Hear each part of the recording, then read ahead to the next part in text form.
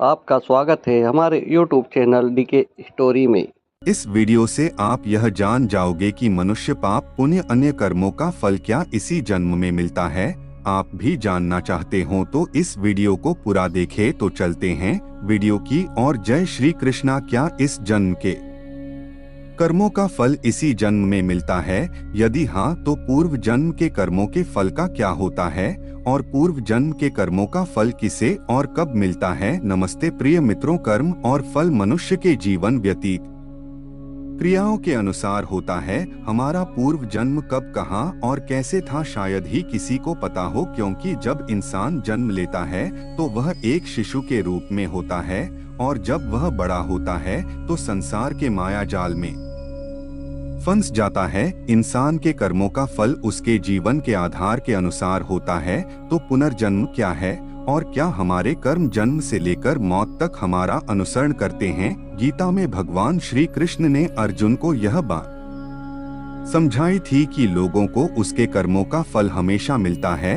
आपने महसूस किया होगा कि बुरे लोग हमेशा बुरे कर्म करते हैं, फिर भी वह जीवन में सुखी और संपन्न रहते हैं, जबकि अच्छे लोग जीवन भर अच्छे कर्म करते हैं, फिर भी उसे अपमान और दर्द ही मिलता है। अक्सर लोगों के मन में ऐसा सवाल रहता है कि जो लोग अच्छे कर्म करते हैं वह परेशान रहते हैं, वहीं जो बुरे कर्म करते हैं वह खुशी से रह रहे होते हैं। अच्छे कर्म करने वाले परेशान होते हैं कि आखिर उन्हें इतनी परीक्षा क्यों देनी पड़ रही है, जबकि जो अधर्म की राह में है वो खुश है और जिंदगी का लुत्फ उठा रहे हैं। अक्सर लोग सोचते हैं कि अब अच्छाई का जमाना ही नहीं रहा। अगर आपके मन में भी यह सवाल आया है तो आज आप इसका जवाब सुन लीजिए। यह जवाब वह है जो भगवत गीता में लिखा है और श्री कृष्ण ने अर्जुन को दिया था। भगवत गीता में वर्णित कथा के अनुसार जब भी अर्जुन के मन में कोई दुविधा होती थी तो वह श्री कृष्ण के पास पहुंच जाते थे। एक बार की बात है, अर्जुन ने भगवान श्री कृष्ण के समीप आकर कहा कि वह दुविधा में है और इसका जवाब वह श्री कृष्ण से चाहते हैं। श्री कृष्ण ने पूछा कि क्या सवाल है? अर्जुन ने कहा, मुझे यह जानना है कि अच्छे लोगों के साथ हमेशा बुरा ही क्यों होता है, वहीं बुरे लोग खुशहाल दिखते हैं। अर्जुन के मुंह से ऐसी बातें सुनकर श्री कृष्ण मुस्कुराए और कहा, मनुष्य जैसा सोचता है और महसूस करता है वैसा कुछ नहीं होता है, बल्कि अज्ञानता की वजह से वह सच्चाई नहीं समझ पाता है। अर्जुन उनकी यह बात समझ नहीं पाए। इसके बाद श्री कृष्ण ने क्या कहा वह जानते हैं। कान्हा ने अर्जुन से कहा कि हे पार्थ, मैं तुम्हें एक कथा सुनाता हूँ, उसे सुनकर तुम समझ जाओगे कि हर प्राणी को उसके कर्म के हिसाब से ही फल मिलता है। प्रकृति हर किसी को अपनी राह चुनने का मौका देती है।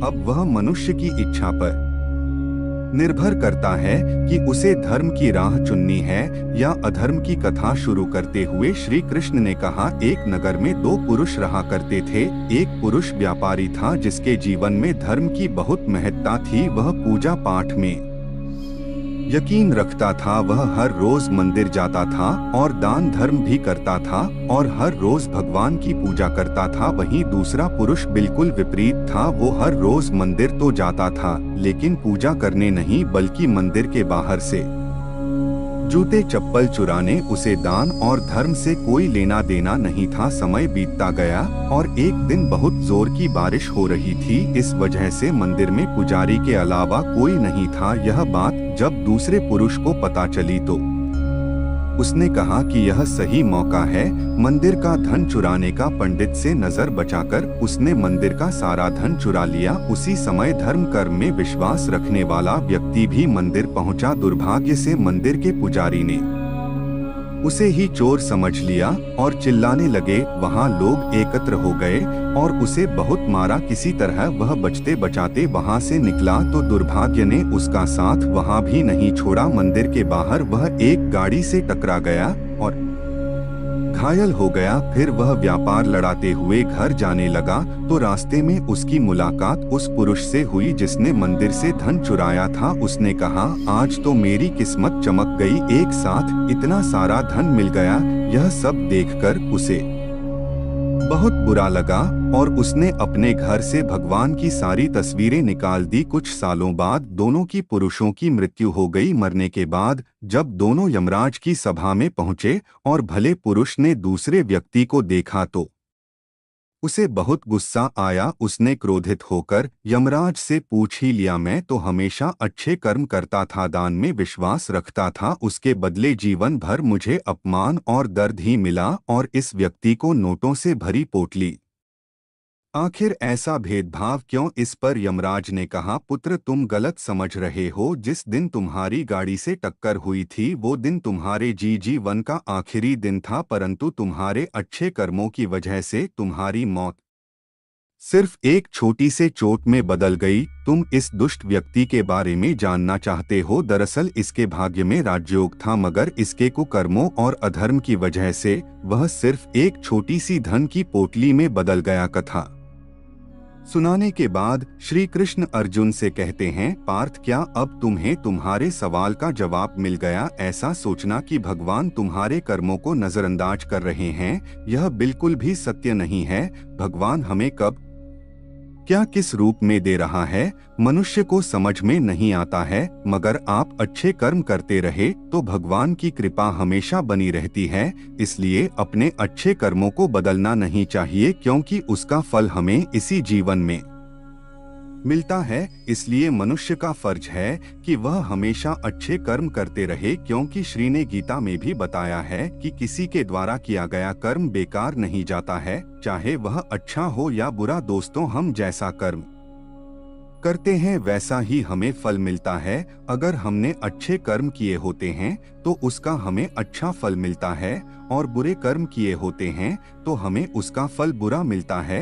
अगर हमारे साथ कुछ बुरा होता था तो पहले लोग ऐसा बोलते थे कि जरूर उसने पिछले जन्म में कुछ बुरा किया होगा, इसलिए इसके साथ ऐसा इस जन्म में हुआ। लेकिन अगर हम बात आज के जमाने की करें तो हमें अपने कर्म का हिसाब भी इसी जमाने में चुकाना पड़ता है। पहले भगवान नोट और कलम लेकर सभी के कर्म का हिसाब करते थे, इसलिए पिछले जन्म का हिसाब इस जन्म में होता था। लेकिन आज तो इंटरनेट का जमाना है, इसलिए भगवान भी लैपटॉप लेकर बैठते हैं और सभी के कर्म का हिसाब इसी जन्म में होता है।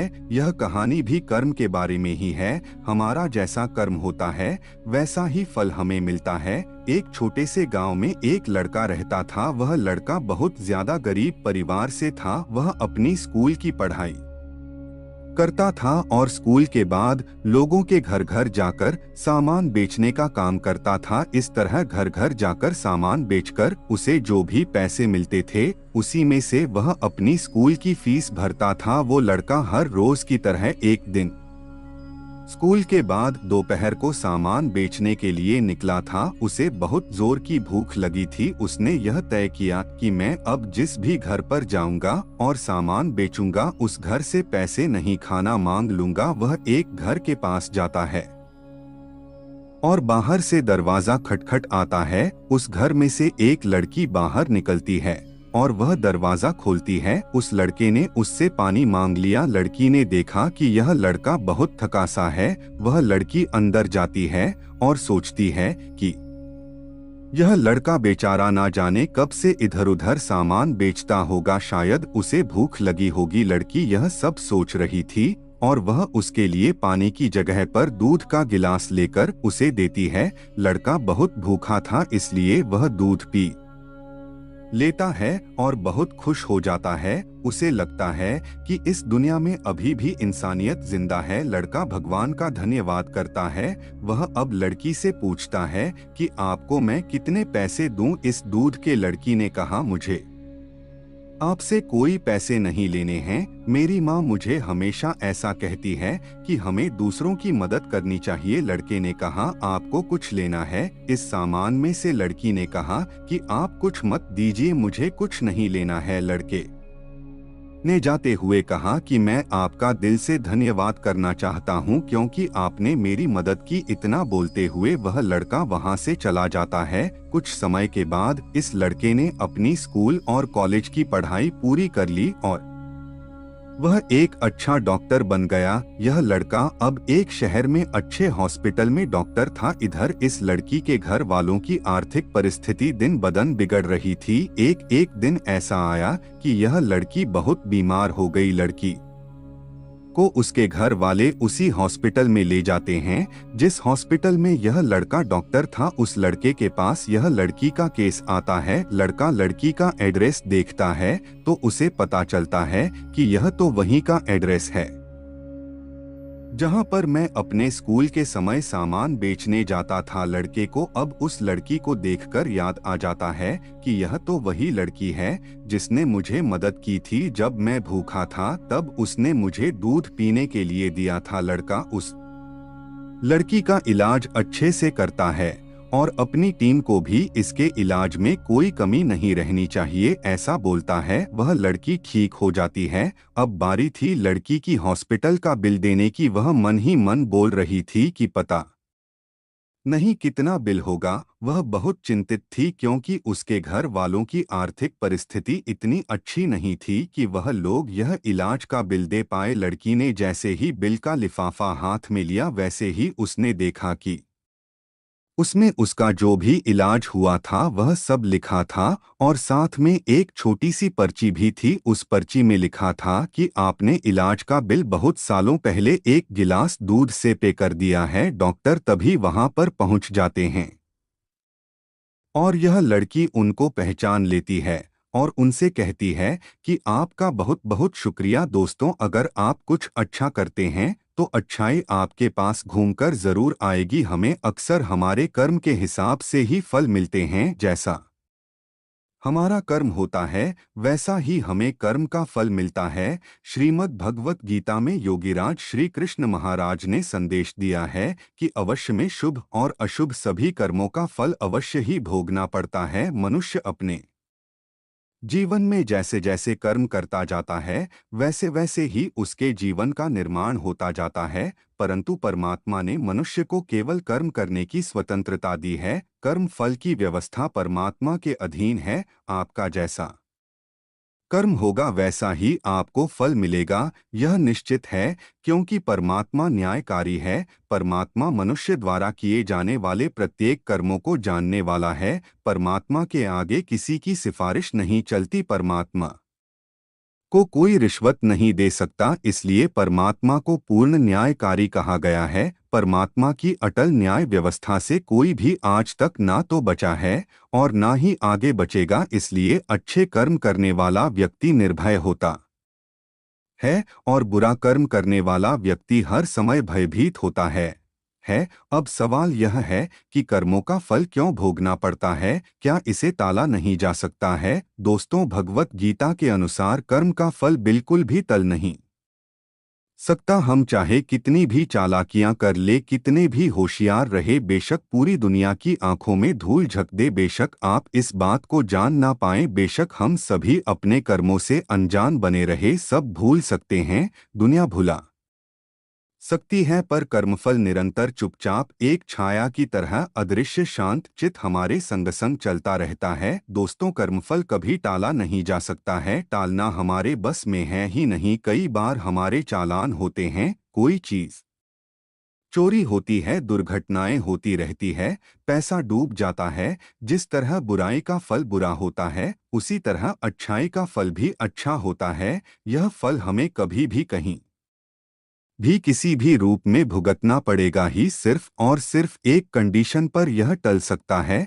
असल में टलेगा तो नहीं, पर इसका दर्द कम जरूर हो सकता है। वो यह कि अगर हम अपनी गलतियों को कबूल कर ले और परमात्मा की शरण में जाएं, आत्मसमर्पण करें और अच्छे कर्म करने शुरू कर दें, तभी हम अपने गलत कर्मों से होने वाली पीड़ा से बच सकते हैं, बशर्ते ईश्वर हमें माफ कर दे। हमारे इस जन्म में किए गए प्रबल कर्म का फल हमें इसी जन्म में मिल जाता है। शेष छुटपुट व प्रत्यक्ष परोक्ष भले बुरे कर्म हमारे कर्मों के संचित कोष में जमा होते रहते हैं, जो प्रारब्ध कर्म के फल रूप में हमारी जीवात्मा को विभिन्न 84 लाख योनियों में ले जाते हैं। यही 84 का चक्कर कहा जाता है। कुल मिलाकर कहा जा सकता है कि कर्म का फल जन्मों जन्मों तक हमारा साथ साथ नहीं छोड़ता है। इसीलिए कर्म के सिद्धांत के अनुसार अपने जीवन को ढाल लीजिए और अपने कर्मों पर कड़ी नजर रखिए और ध्यान रखिए कर्म वाचा मनसा कर्मणा इन तीनों मार्गों से संपन्न होते हैं। इसका तात्पर्य यह हुआ कि किसी को मिथ्या या कटु वचन नहीं बोलना है, किसी के विषय में बुरा नहीं सोचना है, किसी का प्रत्यक्ष या परोक्ष बुरा नहीं करना है। यदि आपने यह तीनों नियम साध लिए तो यह सुनिश्चित है कि आप उत्तरोत्तर विकसित होते जाएंगे। वह जन्म दर जन्म कुलीन परिवार और उत्तम परिस्थितियों में जीवन जिएंगे। आपके जीवात्मा का निम्न योनियों में गिरना रुक जाएगा, बशर्ते कि आप अपने अहंकार के चलते किसी जन्म में पुनः उपरोक्त नियमों का उल्लंघन न कर बैठे। इस खतरे से बचने का एकमात्र उपाय यही है कि आप अकर्म की साधना में अपनी जीवन ऊर्जा खपा जाएं। अकर्म की साधना का तात्पर्य है ध्यान साधना द्वारा अपनी चेतना को अपने मन के परे स्थापित करते हुए अहंकार रहित जिए तथा हर कर्म को निष्को भाव से अंजाम दें। इसे आप यूं भी समझ सकते हैं, मन के माध्यम से किए गए कर्म के साथ कर्म का फल ठीक उसी तरह से है जैसे आपके साथ आपकी परछाई। इस प्रकार उन कर्म फलों से बचा नहीं जा सकता, किंतु जैसे प्रकाश के ठीक नीचे खड़े होने पर हमारी परछाई नहीं बनती है, ठीक वैसे ही मन से परे रहते हुए आत्मा के प्रकाश में किए गए कर्म अपना फल देने के योग्य नहीं रह जाते हैं। महाभारत के युद्ध के पश्चात श्री कृष्ण भीष्म पितामह से मिलने पहुंचे तो भीष्म ने कृष्ण से पूछा कि हे केशव, मुझे इतना दर्द क्यों हो रहा है।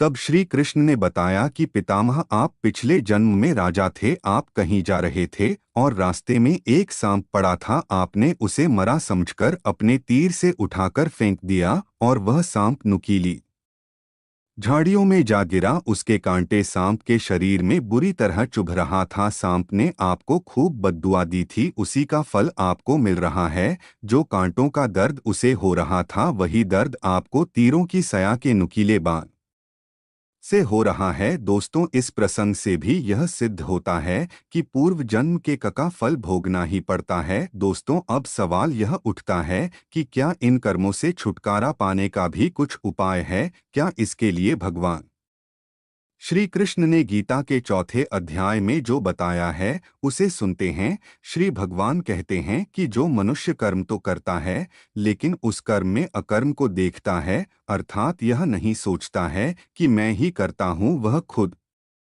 को एक माध्यम समझता है, वह फल की इच्छा नहीं रखता, वह जानता है कि संपूर्ण कर्म परमात्मा द्वारा हो रहा है। ऐसे मनुष्य को कर्म नहीं बांधता है। जो पुरुष समस्त कर्मों में और उनके फल में आसक्ति का सर्वथा त्याग करके संसार के आश्रय से रहित हो गया है और परमात्मा में नित्य तृप्त है, उसके लिए भगवान की भक्ति के अलावा और कोई कर्म नहीं रह जाता है। अर्थात वह कर्म करते हुए भी वास्तव में कुछ भी नहीं करता। जिसने अपने मन और इंद्रियों को जीत लिया है और जिसने समस्त भोगों की सामग्री का परित्याग कर दिया है, ऐसा आशा रहित पुरुष केवल शरीर संबंधी कर्म करता हुआ भी पापों को नहीं प्राप्त होता है।